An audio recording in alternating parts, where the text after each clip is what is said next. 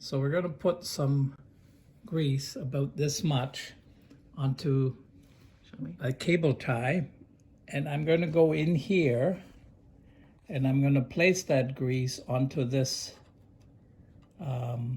screw. And now when the screw is, the lubricant goes right into the nut. So that's the first area of lubrication. It doesn't need any more than that, and you don't have to go all along the whole screw because it'll distribute itself by the movement of the machine. Okay, so the next place to lubricate is right inside here. There is a washer and a wavy washer, and when you're turning the screw, these parts move. The other component is right inside on this side of the drum. The only thing is my tool is too wide. It can't get down in there. So I have a smaller cable tie that will fit in there, but it only goes so deep. So you could try lubricating this here. You don't fill it up with lubricant, just enough to hopefully get at the area that may be doing the squeaking. But if this has, the system has play in it, I'm grabbing this component here, the drum, and I'm pulling on it lightly and it doesn't move. But you might find that when you pull on it lightly that it will move. That means that we need to tighten the system a little bit, and before we can tighten it, we can fully lubricate the parts that are inside. So these are the tools I'm going to use to loosen the mechanism so that I can get further inside to do some lubricating. So I use an adjustable wrench and lock it down onto the crank, and then put the wrench, a 7/16 wrench, onto the nut that is here, and I just spun it counterclockwise. And now the mechanism is loose, which is fine. Now there is room to get lubricant into this area.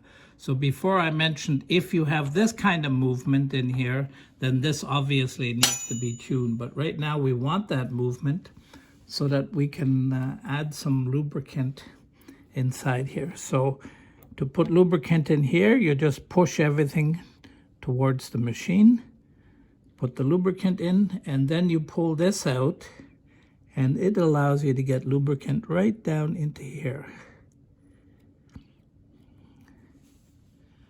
So now we can tighten this system up again, and the way to do that is to crank this until you find a little bit of resistance, and then bring this nut forward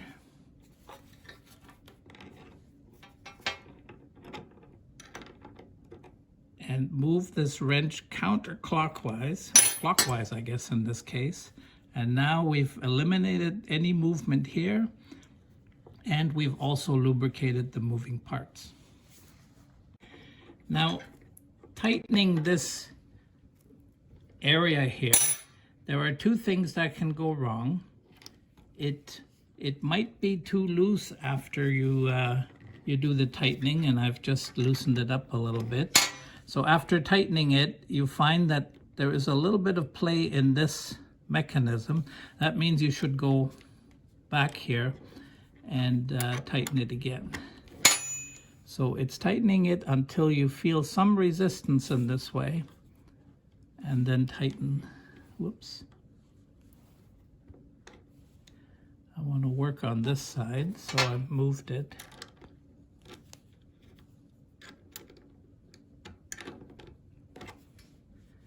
So this is just perfect. Now, what can go wrong here, that if you tighten this too much, whoops, tighten this too much, or turn that too much, and then you tighten this mechanism, then the cranking force needed is very high, and you can feel that, and that might not be desirable for you. So we'll have to loosen this up a little bit. So again, loosen it up. And what you're actually doing when you're tightening this, you're compressing the little spring that is in there. It's called a wavy washer. You're compressing the spring to set the tool up so that it feels just right while you're turning the mechanism, and you don't have any play in the tool.